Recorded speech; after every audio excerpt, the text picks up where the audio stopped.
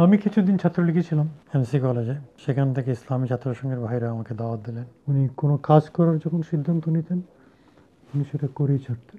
মীর কাসেম আলী সাহেব দেখেন খুবই যোগ্য লোক, না উনি দিগন্ত টেলিভিশন, দিগন্ত পত্রিকা বের করতে পারতেন না। উনি একবার আস্তে আস্তে বলেছিলেন, আল্লাহ তাল্লার সাথে আমার একটা কন্ট্রাক্ট হয়েছে, আমাকে কোনোভাবে উনি ফেইলার দেবেন না।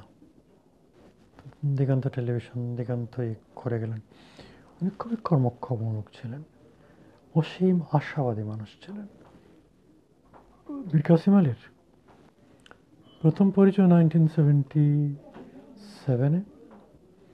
উনি যখন, এর আগে বোধ হয়, উনি যখন ইসলামী ছাত্র সংঘের ছাত্র শিবিরের সভাপতি হলেন, তাই লন্ডনে গেলেন। আমি সেখানকার ছাত্র, তার সাথে অনেক স্মৃতি আছে। তাকে নিয়ে অনেক জায়গায় ঘুরেছি, পিকাডেলি সার্কাস, তারপরে অক্সফোর্ড স্ট্রিট, সব জায়গায় উনি নিয়েছেন।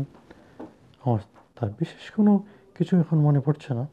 হি ওয়াজ এ ভেরি অ্যামিয়েবল পার্সোনালিটি। সেটা হচ্ছে তার, হি ইজ এ ডুয়ার। উনি কোনো কাজ করার যখন সিদ্ধান্ত নিতেন, উনি সেটা করেই ছাড়তেন, আল্লাহ তালার ইচ্ছা অন্যত্র না হলে।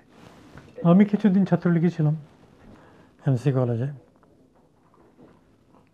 তো সেখান থেকে ইসলামী ছাত্র সংঘের ভাইরা আমাকে দাওয়াত দিলেন। আমি ইসলামী ছাত্র সংঘে জয়েন করলাম। ইসলামী আদর্শই আমাকে এদিকে নিয়ে আসছে, এবং আমার ব্যক্তিত্বের বিকাশ ইসলামী ছাত্র সংঘের প্ল্যাটফর্মে আসার পরেই হয়েছে। যেমন কোর্টে আমি যে সমস্ত সাবমিশন রাখি, এটা সবাই মোটামুটি পছন্দ করেন, এবং এর ট্রেনিং আমার এমসি কলেজেই হয়ে গেছে অনেকগুলো।